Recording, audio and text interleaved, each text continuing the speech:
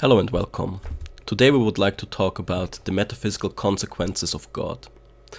So, as always, we would like to encourage you to post all of your comments, to leave criticism, feedback, and an analysis of everything that we say here, as it greatly helps us to develop our thoughts, train the mind, and further share more interesting topics and insights with you.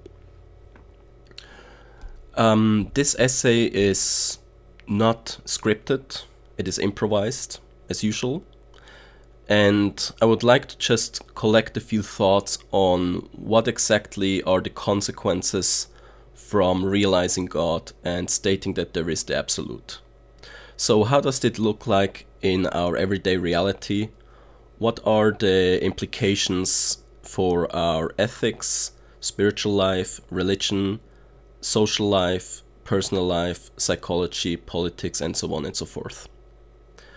First of all, I would like to say that the concept of God, the way that we understand God, and whatever image we have of God, whether we have one or we don't have one, fundamentally terrorizes our mind.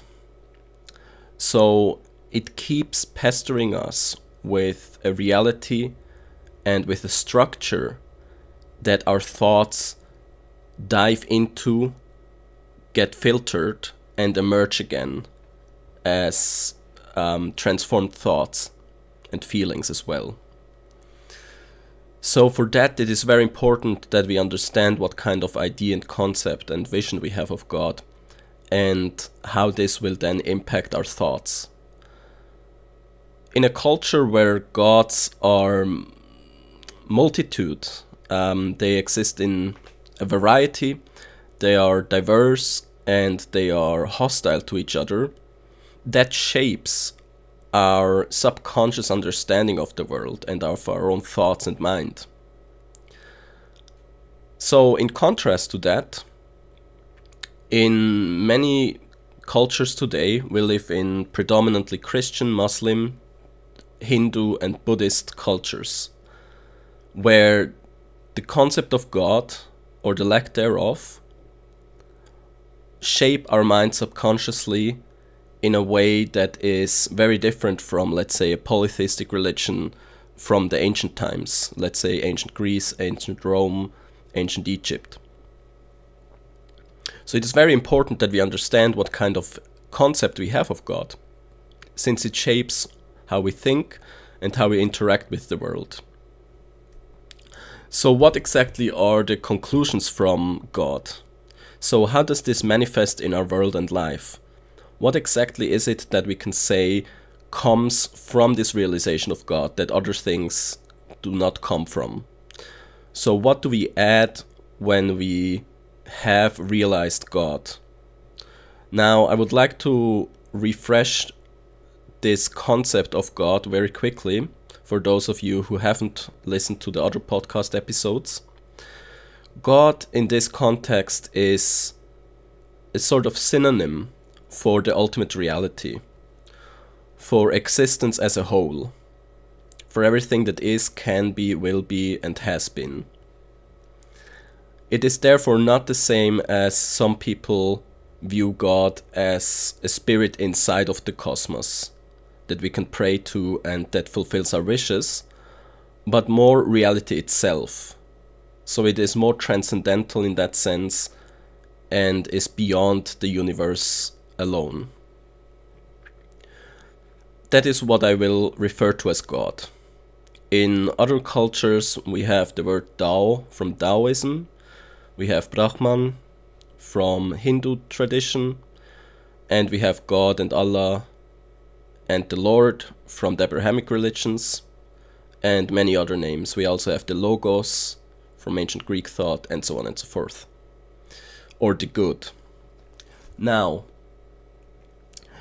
the God that I have presented, or the way that I've presented God, is not that clearly defined. There are still questions that I've left open.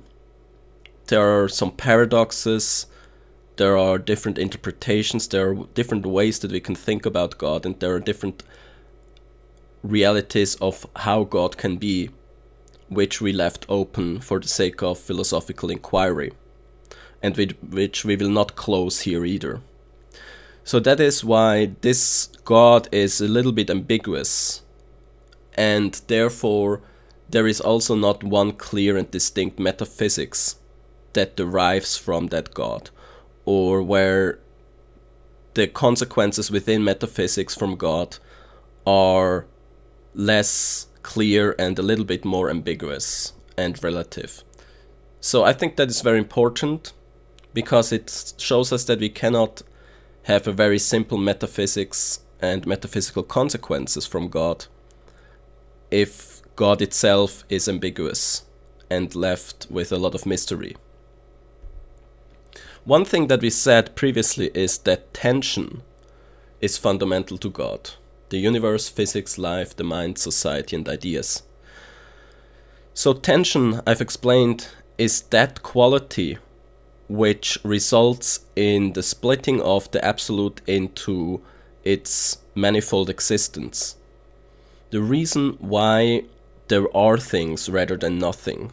The reason why the one, the ultimate, the absolute, turns into and creates the variety, diversity, multitude. So this tension is also seen as the beginning of time and causality. It is that which underlies all things and directs them, according to the laws of the universe, into behaving in certain ways and developing, growing, and also leading to their destruction. So in these cycles in the universe, there is always this principle of tension and the balance that comes from it, of the opposites as well as opposing forces between the opposites that then are constantly struggling and fighting in this tension between attraction and repulsion, as well as in other opposites. So it is a cosmic battle between forces, between opposites, where opposites constantly lead to attraction, but also repulsion. Things want to synthesize into something, but at the same time they also want to analyze back into its smaller constituents. One thing is that in that view, we can say that uncertainty and skepticism is fundamental to this. Because if we have this tension and this constant fighting between two opposites that never seems to rest still, it means that in our thoughts as well, we are never 100% certain about something. So there is always a doubt in our minds about something, or at least there should be. Or that's arguable, but I would pose that it is can be considered healthy to have doubts, as this moves our mind forwards. And we only advance and move forwards by having doubts, having questions and curiosity. This curiosity, however, also leads to the fact that our mind is never still. It is never in a resting position, it is never in equilibrium, as it constantly tries to reformulate its thoughts and realities, and always tries to find new realities and truths. We can also say that uncertainty, skepticism, and critical thought are a sort of sacred endeavor. Since we say that in the universe itself, the uncertainty and the tension, the fighting between the opposites, is so fundamental, and it is that with which the universe starts and ends, that emulating this and keeping this principle conscious, active and alive in our behavior and in our rituals, in our thinking and feeling, is a sort of sacred imitation of the universe.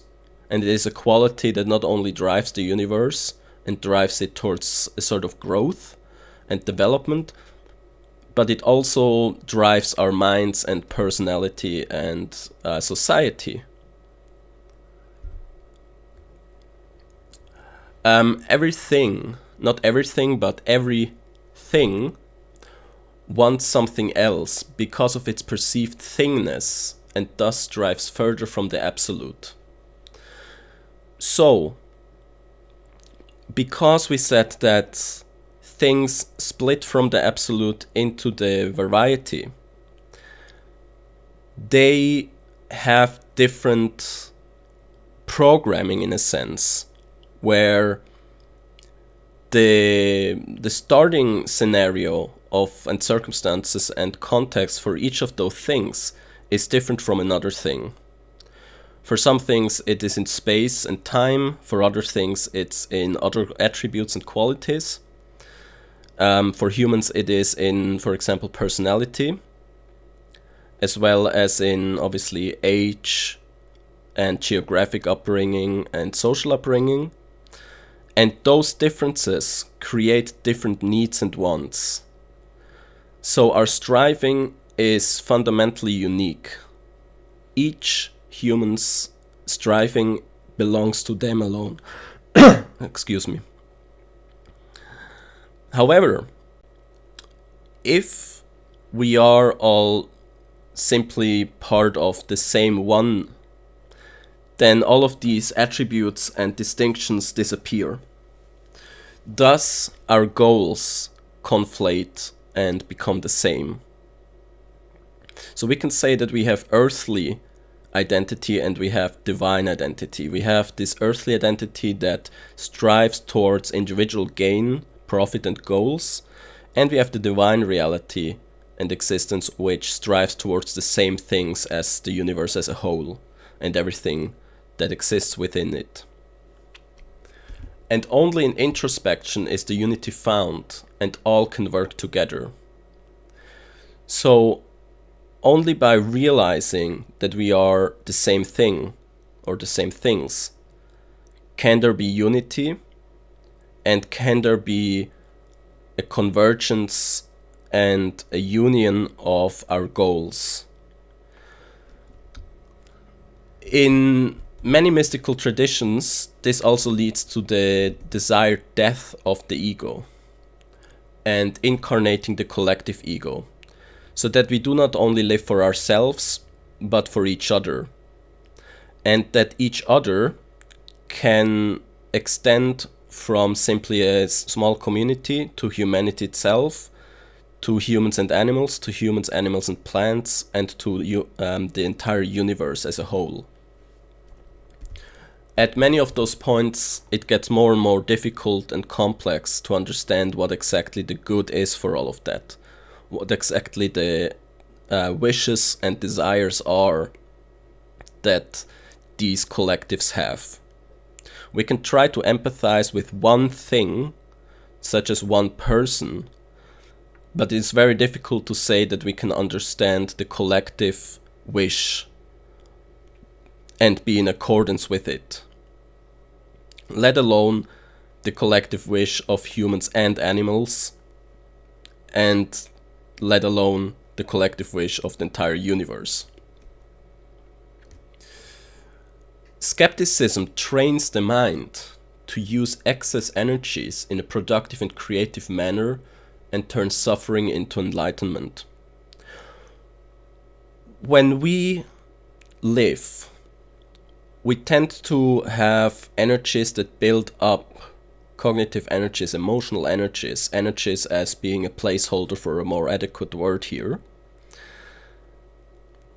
that lead to all kinds of unwanted emotions and thoughts, which we somehow have to deal with. So they can be released and structured and transformed through physical exercise, through dialogue with other people, through mental exercise, through art, through various hobbies that we have, through working, but also through meditation and mystical rituals. And in skepticism, using these energies as the fuel to power our questions, our thinking, our curiosity, uses them effectively so that we can then acquire new insight, wisdom, and knowledge, and understanding, and realization.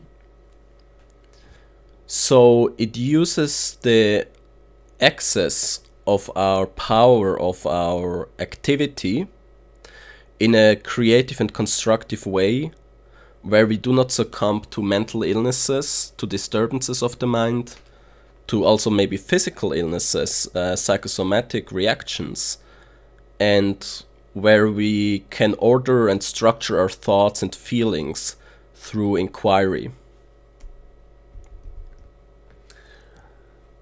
In struggling with God, we find the most authentic love for God. So, intolerance and blind acceptance don't take God seriously. Only if we respect and take God seriously and view God as important do we start to struggle with God. If we are intolerant towards God, we do not respect God, because we cast God aside and do not even think about having a fight with God and a dialogue. If we just blindly follow, the same thing happens. We do not really listen, and we do not understand, and we do not have a dialogue with God. We only have a monologue. Only in the dialogue and not in the monologue can we have an authentic relationship to God.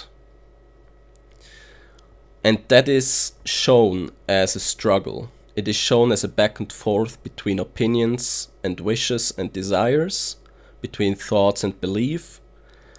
And it is not surprisingly that some people will also turn in towards atheism when they experience this, which, however, is part of a healthy relationship to God. So that fundamental idea of fight, of struggle, of tension in the universe is also something that our relationship to the universe should exhibit.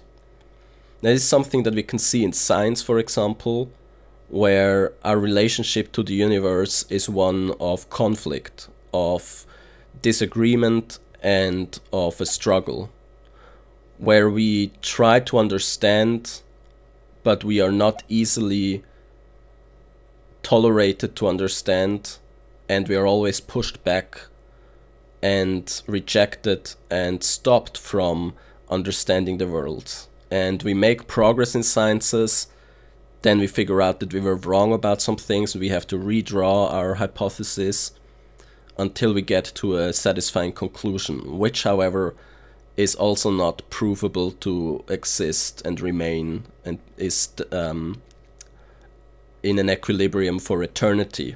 But any of our scientific presuppositions and hypotheses and theses can still be falsified in the future. And we can also think that accepting this is one step of not suffering from it anymore like we used to.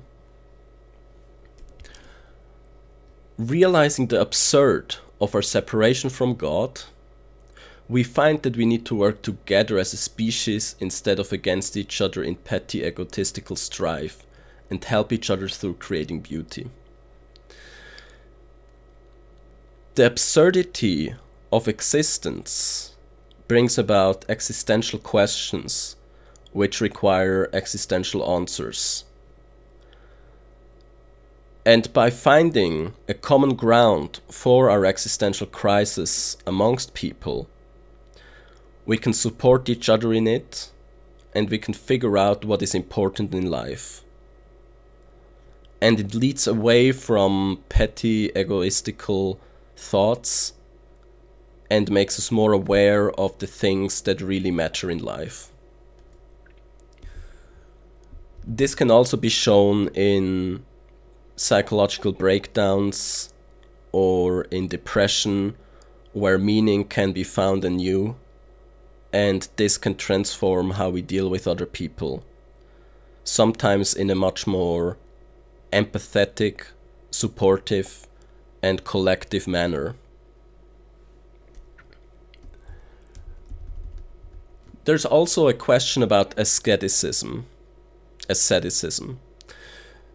So, is asceticism useful, or is it something not to be strived towards?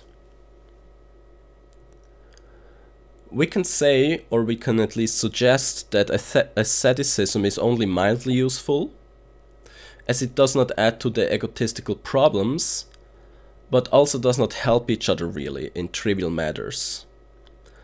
Someone who lives far away from society, as a monk or a hermit, do not contribute a lot, usually, to questions of medicine, economy, politics, military, household, community. And as such, if we imagine everyone to be an ascetic, society would not really work. So asceticism can be only mildly useful. However, the idea of transcending regular human life and developing oneself spiritually and philosophically without the distractions of human life can be something where we can say that and can posit it helps growth of the person, and that growth can be brought back to society in various means that are greatly useful. So we see this in monks throughout the ages who have renounced vast parts of social life, but in their spiritual pursuit, they have developed themselves to a degree where the study of the universe and the world, of sciences, of philosophy, of religion, of society, and of the human mind and self have greatly been advanced, and which then could be either transmitted to others through speech, so through speaking, or through books, and of which we profit today greatly. So, great monks can add a lot to their community. But without going further into the question of what exactly about the ascetic life adds something to a community, we can at least say that when people refine their minds, when they exercise, when they grow, they can provide the community with a lot of great knowledge and understanding, as well as educational tools through which people can then acquire their own understanding and knowledge and reasoning. So asceticism is not per se heavily discourageable or encourageable. Rather, it really depends on what we mean with asceticism and how we practice, and in what context we find asceticism. There is also a very important point about strongly existential crisis of humans, which has to do with the theology of God, and is a consequence thereof. So there is the original sadness of creation. There is a pain and there is an inner turmoil about creation itself. It is painful to be born, it is painful to be alive, and it is painful to disappear from life. Life itself is something that is full of torment, in a sense. And the fact that we are conscious makes it even more difficult, the fact that we seem to be the only really conscious creature with no equal, makes it yet even more difficult. And the fact that creation itself is ontologically or metaphysically speaking separated from the ultimate, from the absolute, from, as we say, maybe God, makes it even more painful. So that original sadness can be transformed together in society, in a community, amongst people, in religious means, instead of letting it manifest in existential destruction, such as greed, desire, hatred, and anxiety. We can observe throughout our lives, especially in introspection, in psychoanalysis, and in other means of exploring ourselves, our mind, our being, where this original suffering manifests itself in our thinking, feeling, and actions, in our deeds and in our behavior. Some people would even say that all that we do is based on that fundamental reality, the conscious awareness that we are mortal. So there's only one part of the original sadness and suffering, of this fundamental suffering, this turmoil that is inside of us. Mortality is one, separation from the absolute is another, and then there may be some more.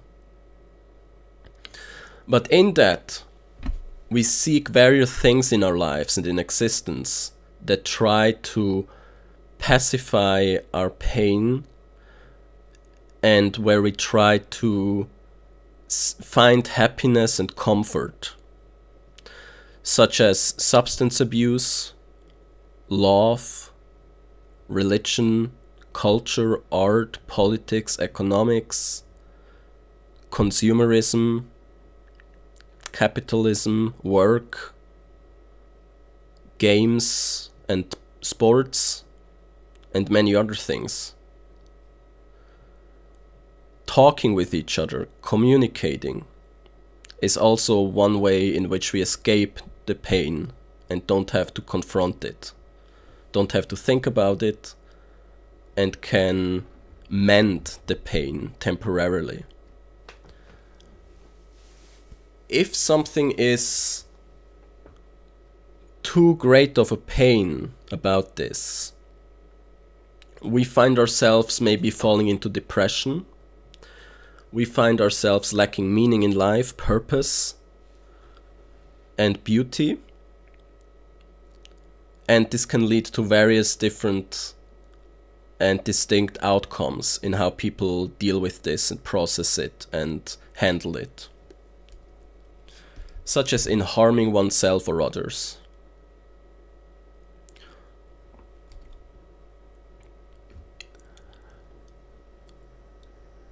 We also have to observe how this fundamental crisis of the mind tries to create these diversions. For example, in politics, economics, culture, and religion. For example, if we find security, meaning, and purpose and belonging only by affiliating with a political or social group, that may be a symptom of this underlying torment. And it can be further provoked into being more extreme by that. So unhealthy behavior can be observed as coming from a deeply existential problem and pain. Worshipping politicians, worshipping teachers, worshipping entertainers, all of this can also be an expression of an existential issue. In economics, our consumption of goods, of things, of products, of luxury items can also be seen as having an existential property function, and meaning.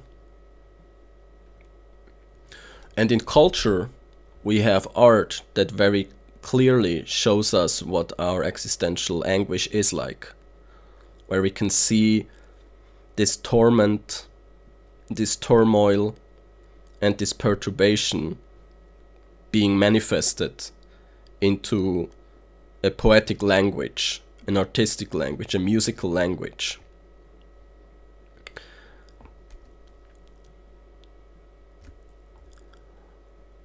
We also find this commandment in Christianity that says to not have other gods before God. So worship should only be directed to the absolute, not to anything else. And I say anything else because it can include people, and it often does include people. People are very, very quickly uplifted from being mortals to being something more than mortals. Our psyche projects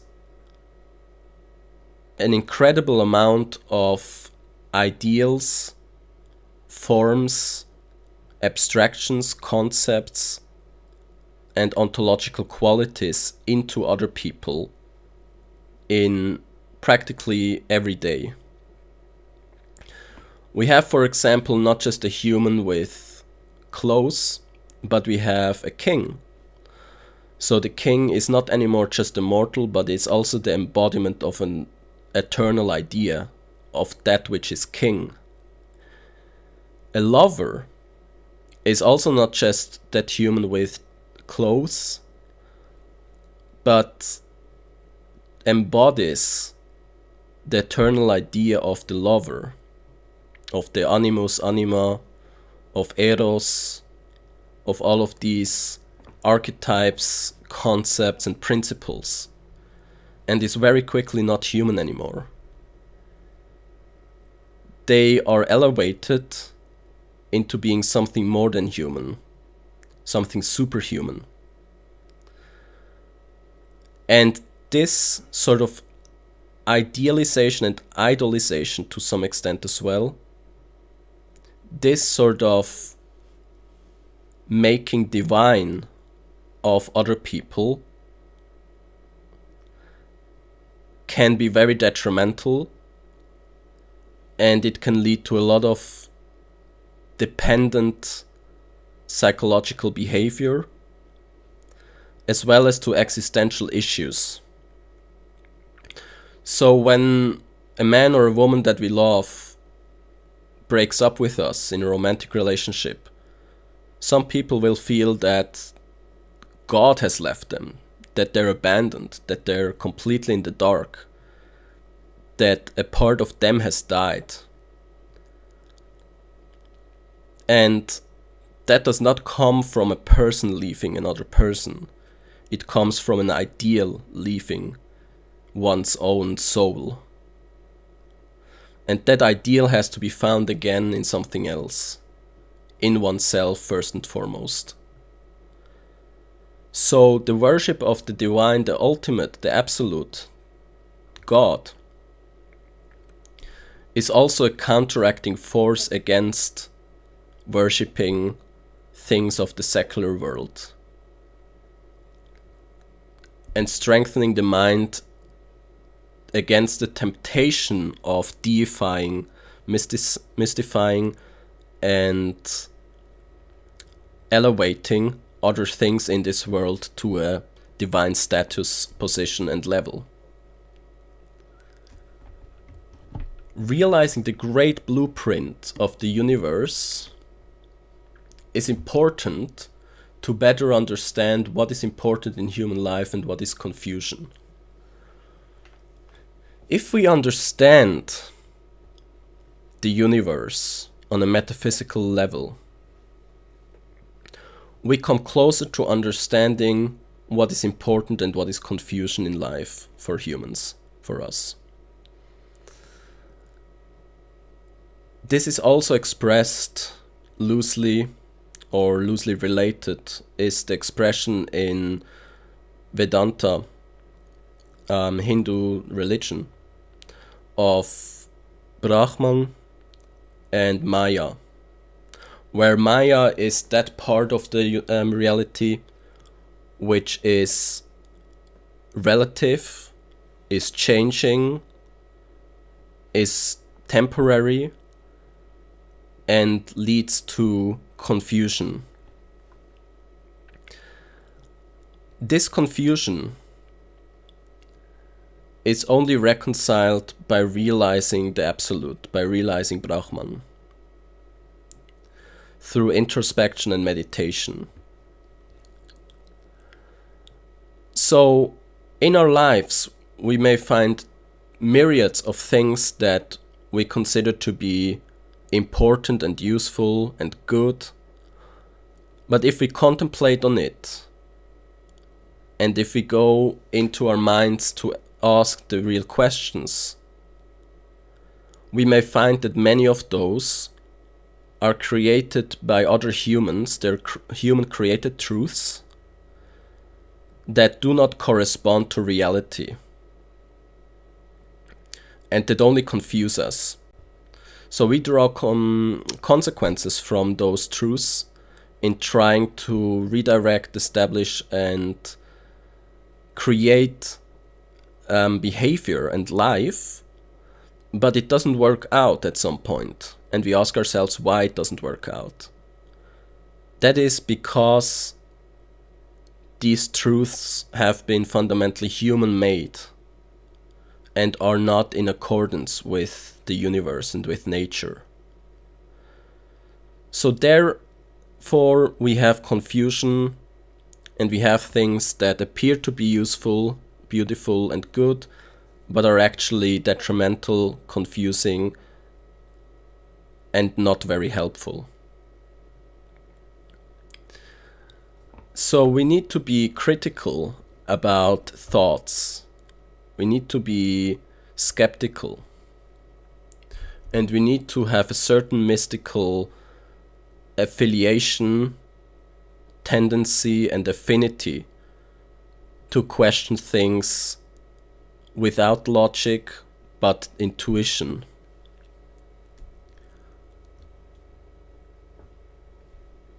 If we think about the Absolute and the universe and about human life, it can be very easy to say that we withdraw from our human life because all we do is we try to worship God and we live our lives for a mystical purpose and to establish mysticism in our lives and to treat mysticism with the first importance.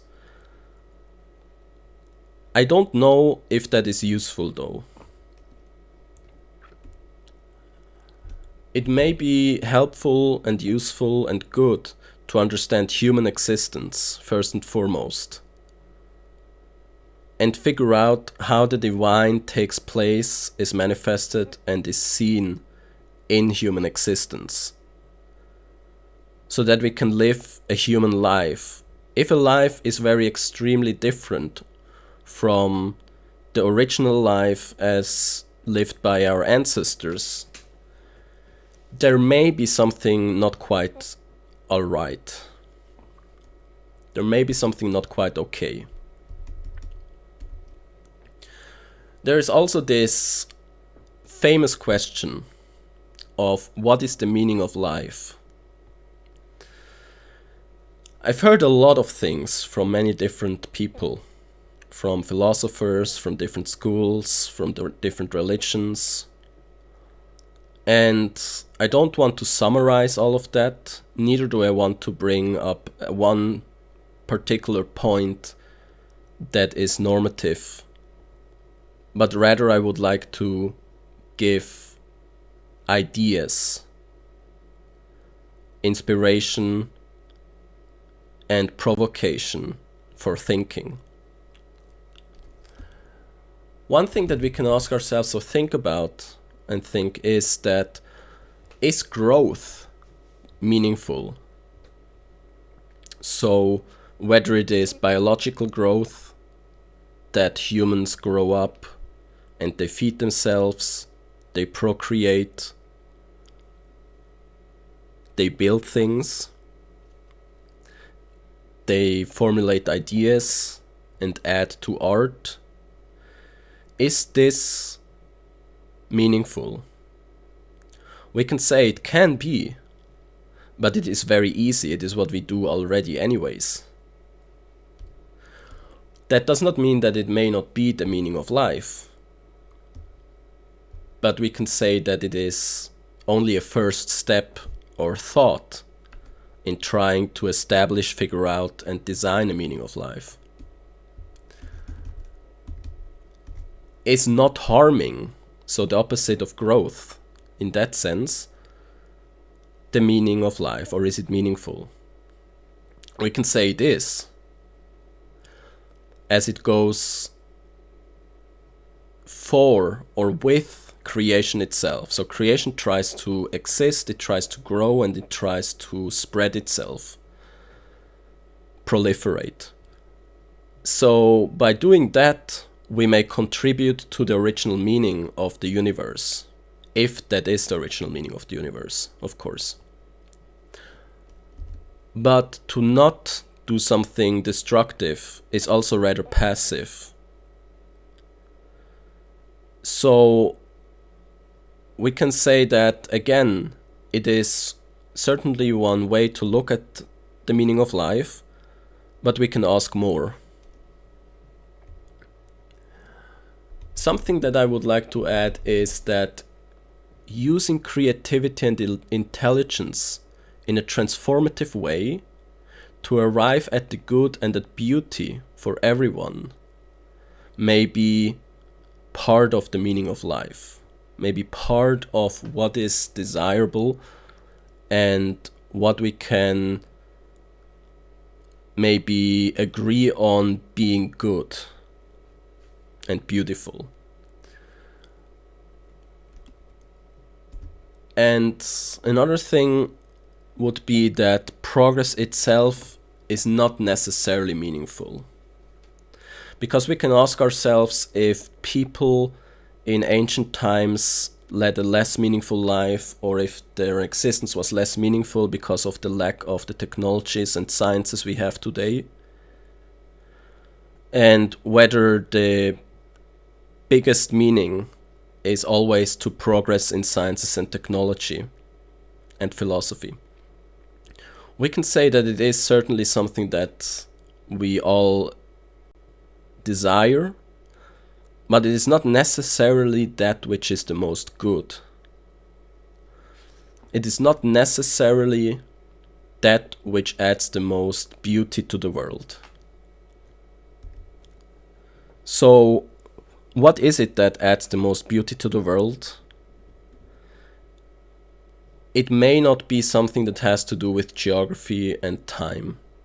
So it may have to do with something that existed in every culture across time and geography.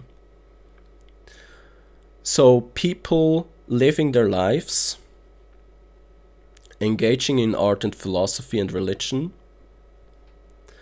trying to be the best version of who they were made to be, and having communal life may be something that we can say is considered to be the good and worthy of aspiring. We can also ask if a monk can live a meaningful life. Someone who does not live in society and who does not contribute, let us just assume this, to technology, economics, and politics. Does that person live a meaningful life if all they do is meditation and prayer and introspection? We can also ask ourselves if dogs, and any animal for that matter, can live a meaningful life. What is the meaningful part of their life? What is it that differs one dog's life from another dog's life in the meaningful quality. One thing we can say is that the dog living in accordance with the truth in them, without distractions and confusions, lives a meaningful life and lives a life according to the good. So it does not have to be that we need high consciousness, human intelligence, technology, but that we live in accordance with the nature of what we are and our environment.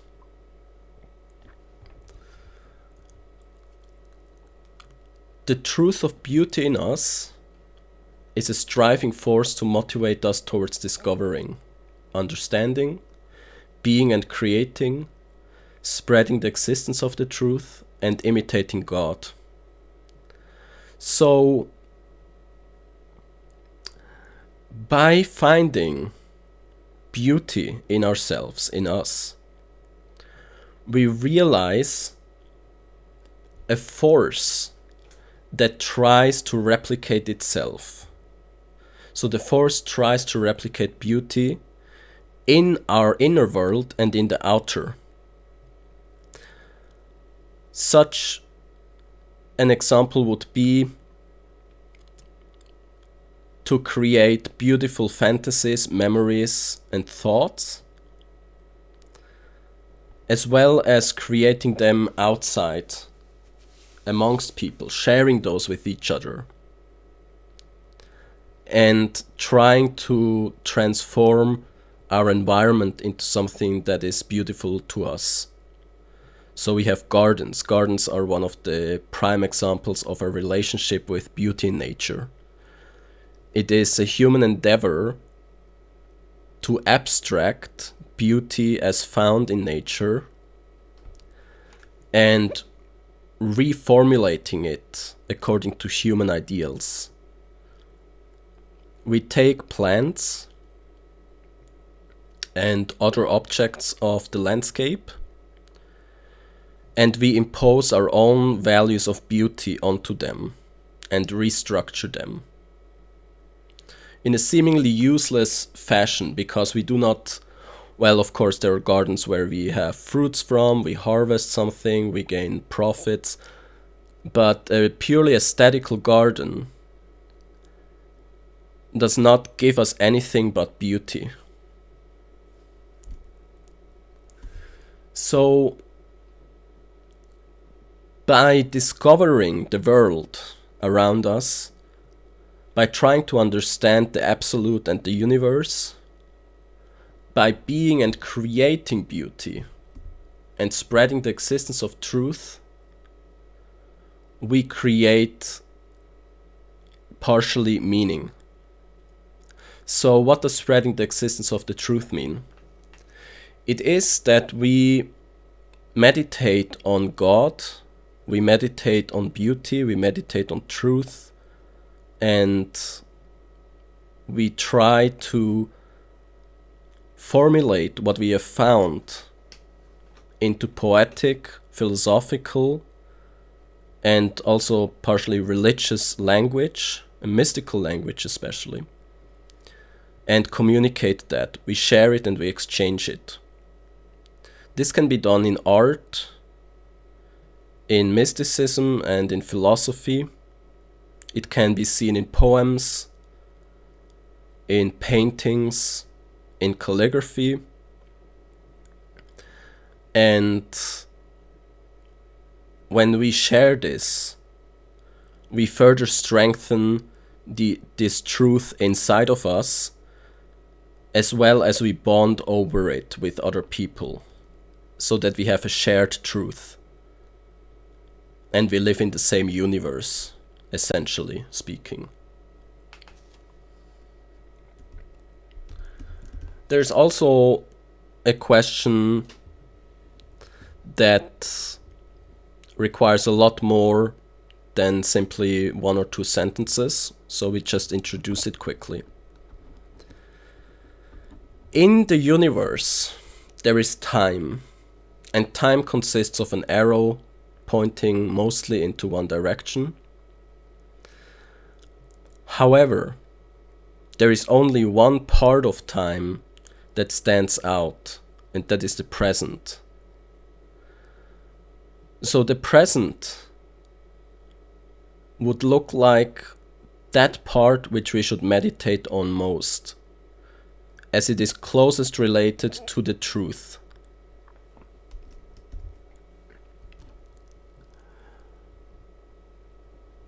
We also have meaning in life dependent on relationships. So when we have relationships, we find meaning in our things that we do and in our existence. We find things meaningful when we do them with and for and by others. So people live in our lives, but they are very changing. They're like the seasons or like the ripples on the water surface. They come, they go, and none of them stay forever. The only person who stays forever is ourselves. So, and what does this mean? What does the relationship to oneself mean? The relationship to oneself can be equated to, in certain schools, the relationship to God.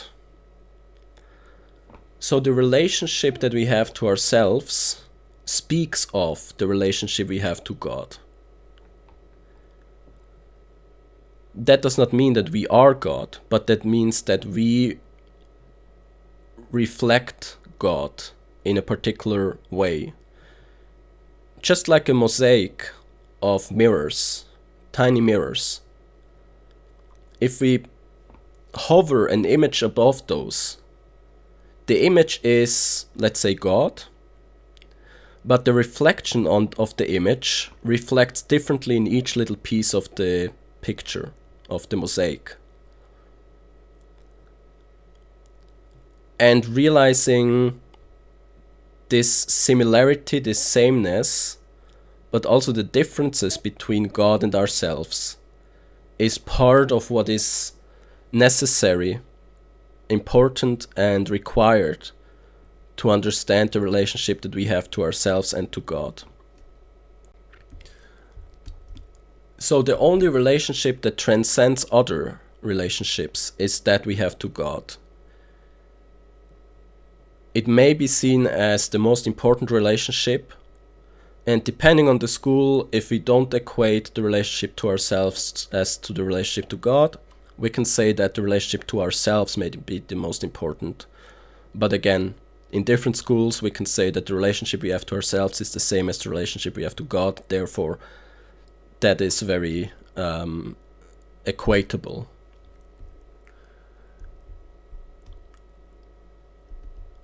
So it would say that knowing oneself is knowing God, and knowing God is knowing oneself.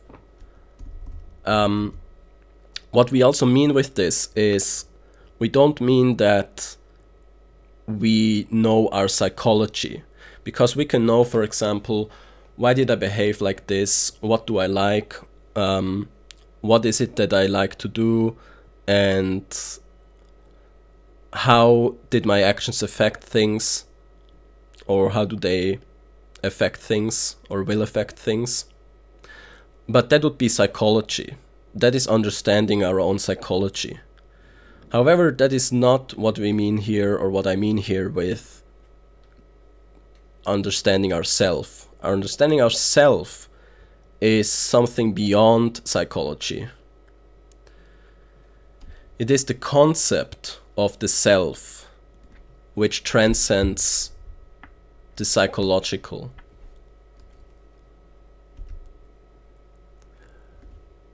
Is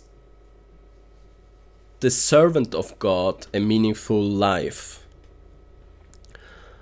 So I've heard in an essay that to serve is part of the meaningful things of a life. So when we serve others, we derive meaning from that. And serving people, serving each other, relates to being meaningful. And a meaningful life. It is a meaningful life. Now, serving God, serving the universe, is that meaningful?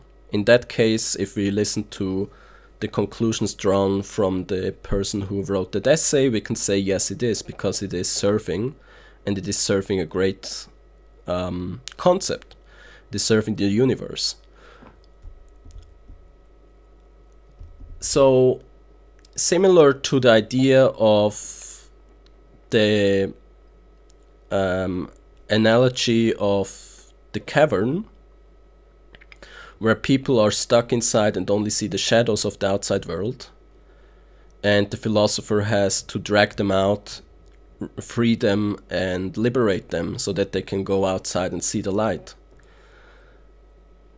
We may also find importance in illuminating people on the truth of the absolute, illuminating people regarding reality itself, and to help each other out of ignorance, help each other find distinction between confusions that they have about the universe and life, and between that which is true. So again, being able and working towards realizing Brahman and not living in Maya. So in the ignorance, in the deception, and in the confusion of the consciousness and the soul.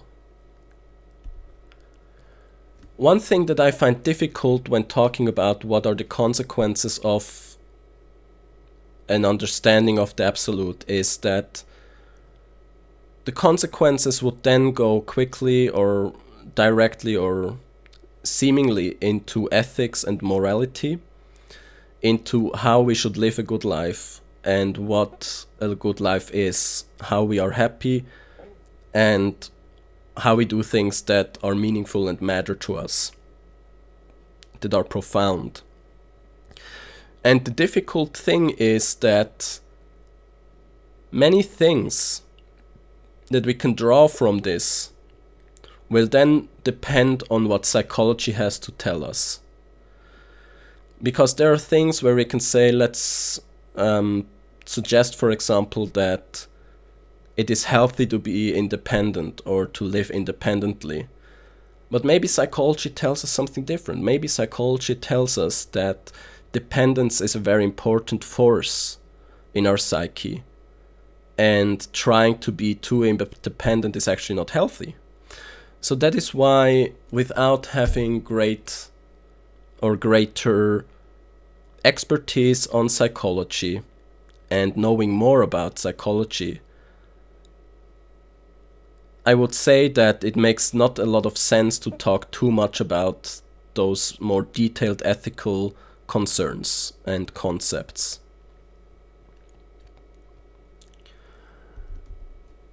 Also, when we have a universe with the absolute and we worship God, first of all, we need to figure out what that worship is. But I've already talked about that in Meditations on God, part 2 or maybe 1, I think. So the worship of God is not only in the belief, but in the rituals of, for example, sharing sacrificial goods, uniting people, adding beauty, and educating through lectures. So we usually imagine that the religious behavior and the worship of God and the consequences in our trivial life about God have to do with prayer that we do alone and in silence, and that doesn't affect anything or anyone, except maybe ourselves, and if we believe in more supernatural phenomena, We may say that it affects other people or things, but essentially the religious acts and rituals are not very, they don't really do a lot for people.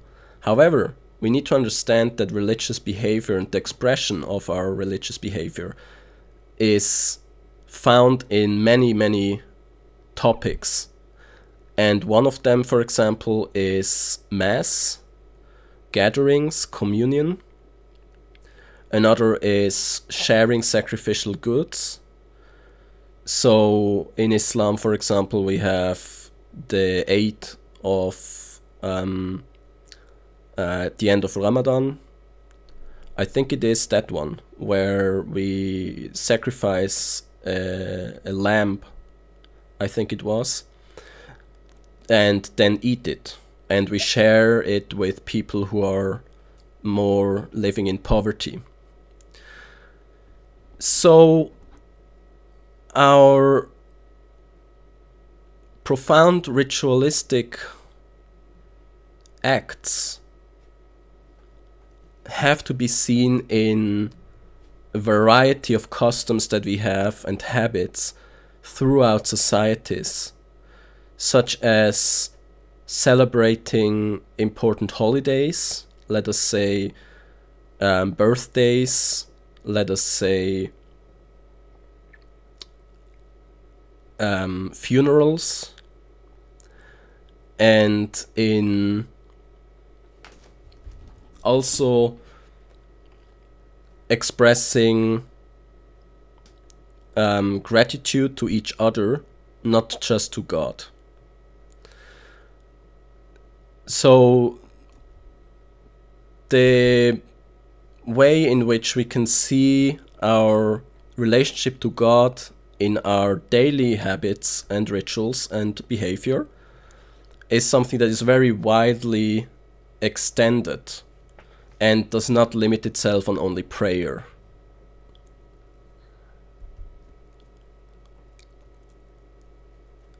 Another thing about looking at our ignorance is that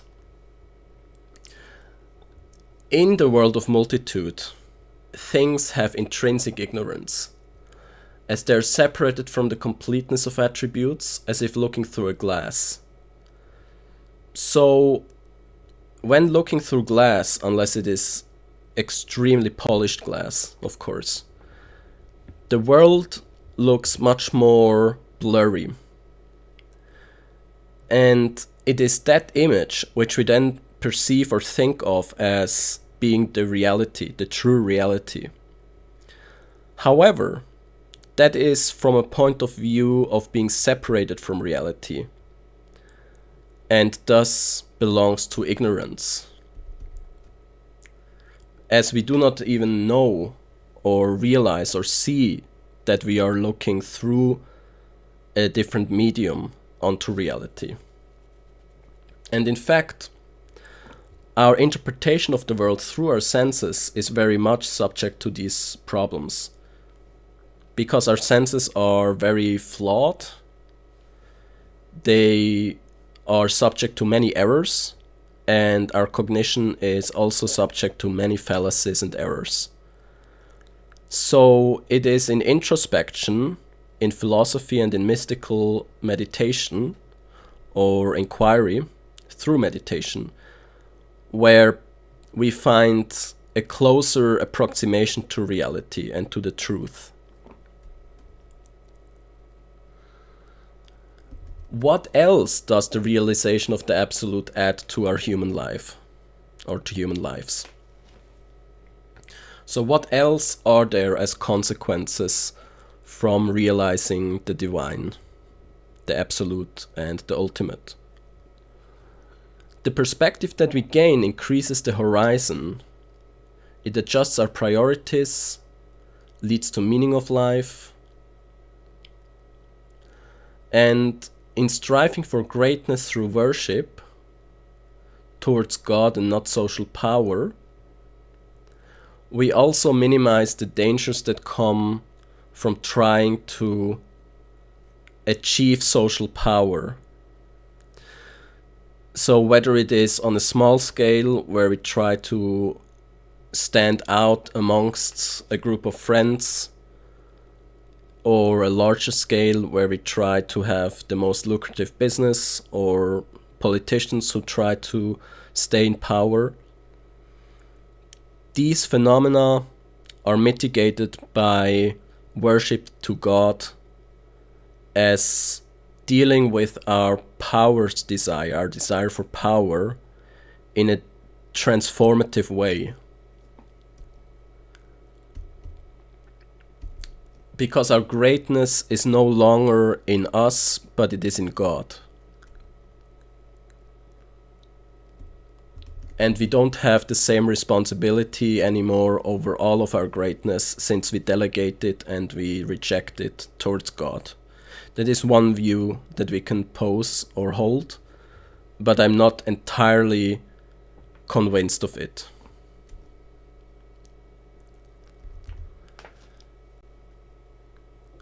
The absolute and its qualities, as well as its consequences, also need to be discussed socially. So, when we realize something about the world, we need to discuss it with each other. Not only does it strengthen our own understanding of it, it also creates a shared identity, reality, and it teaches other people who may not have been knowledgeable about this fact. So we can see this in the clerical liturgical mass, where the wisdom and the understanding and knowledge of the church is shared with people, and where discussions may take place as well, depending on the church. Worship in community reinforces the shared beliefs and wishes and intentions, and strengthens them in each other as well as in society. So it's very important to realize that religion exists in communities, and the divine is unfolded in a community in particular ways that strengthen that community.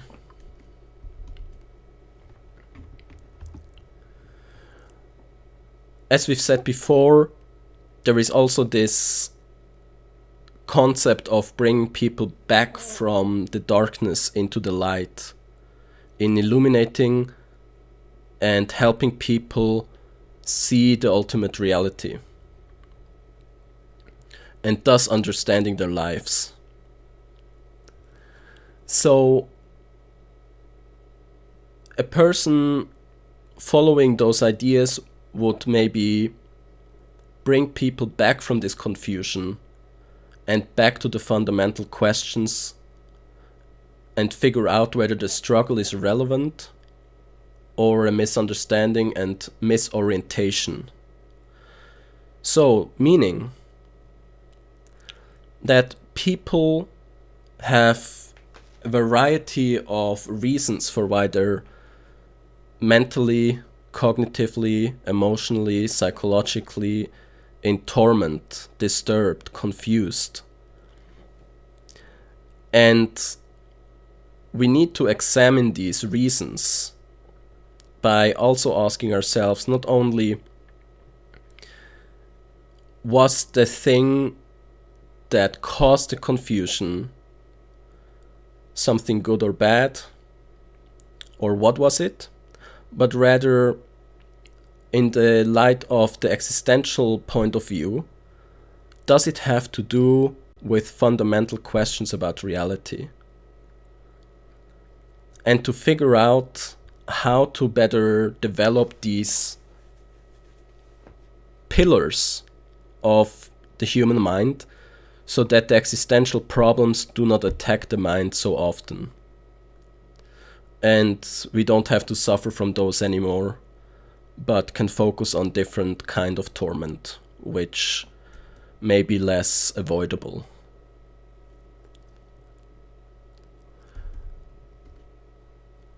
all excess confusion and energy should be directed into the absolute and creativity to process disturbances in art, philosophy, mysticism, religion, and spirituality.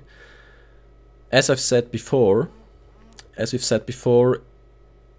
it has to do with bringing back all of these excess energies into the worship and into creativity with the divine, to not manifest itself in destructive manners and ways in our daily lives.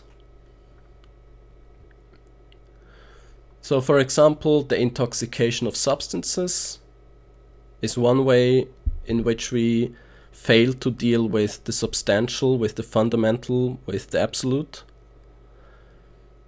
And many social rituals are ignorant ways of dealing with the psyche and society.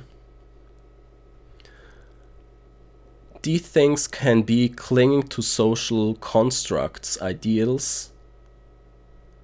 It can be to desire to create concepts, abstractions, and ideologies, and lacking mental flexibility and creativity and curiosity.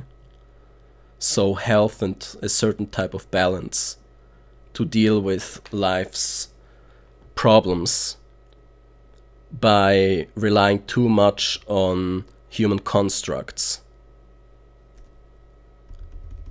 And by dismantling those temporarily in skepticism and in philosophical inquiry, we can then better reflect on things as they are.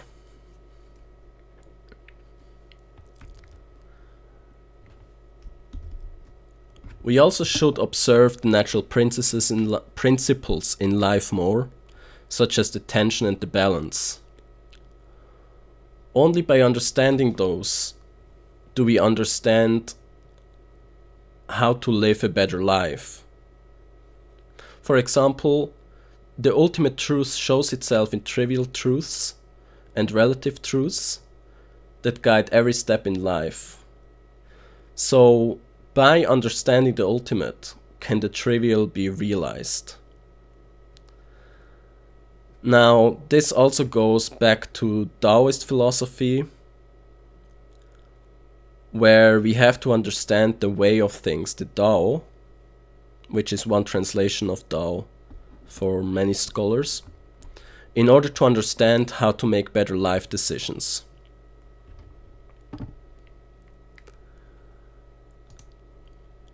It would also make sense to reject authority on how to live life, but, however, listening to guidance and inspiration from people.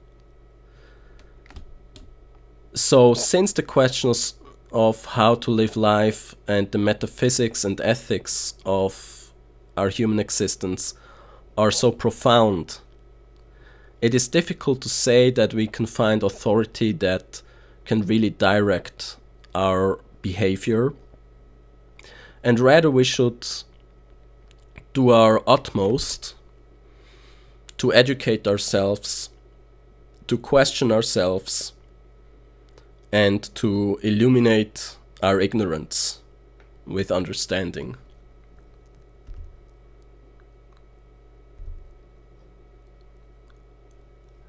We also need to observe that inner voice to truth, to know how to distinguish between the tension. So how to know whether tension that we have inside signals something where we need to do something, or whether it is a sort of false signal that stems from different disturbances in the mind. Because a lot of times it would seem that people act a lot in trying to fulfill some kind of inner disturbance, even if the action was not needed. And even if non-doing was actually the preferred solution to dealing with the scenario and things.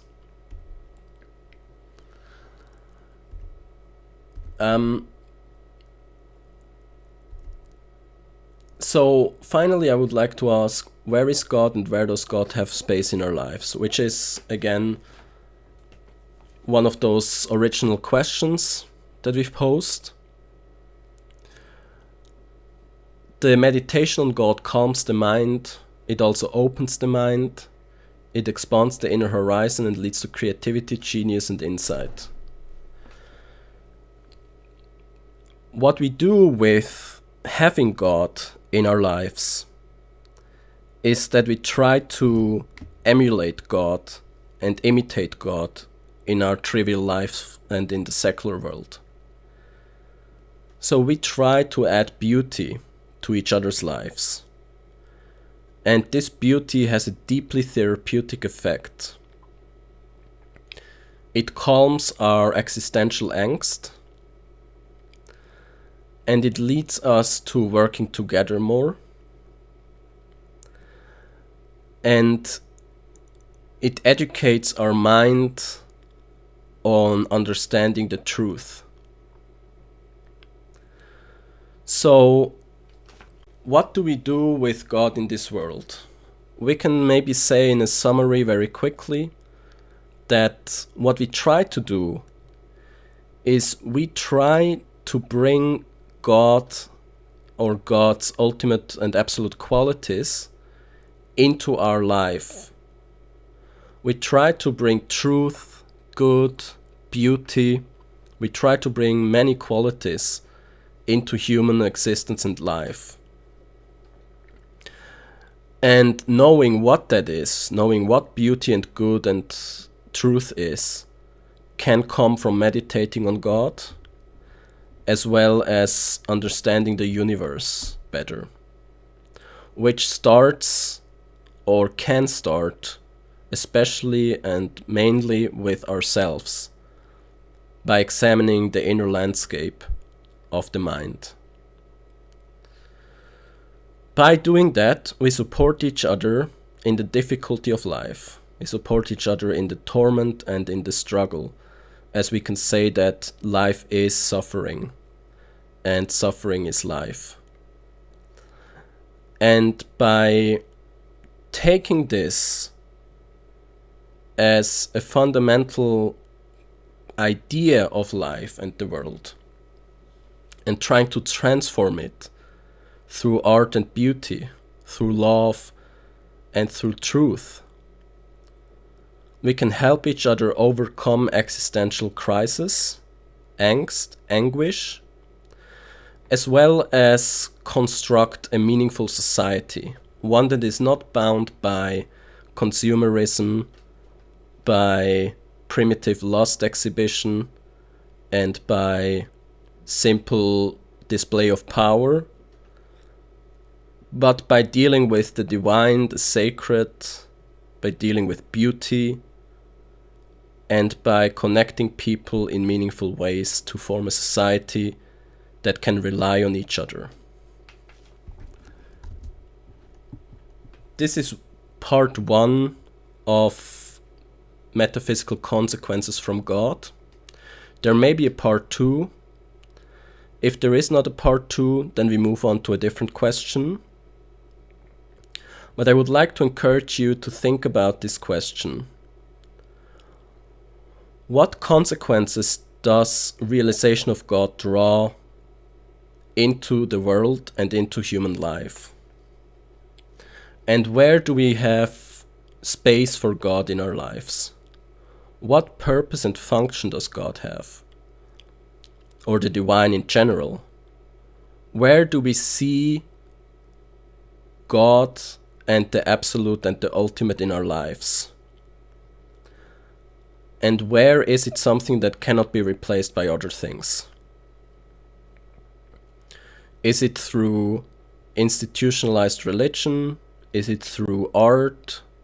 Is it through music? Is it through spirituality? Where exactly is God in our lives? And how do we need to think about God and our relationship to God in order to comprehend the effects that God can have on our lives? That is the individual life and the social life, so of society. And what benefits come from realizing God in a society versus a society that does not realize God. Thank you.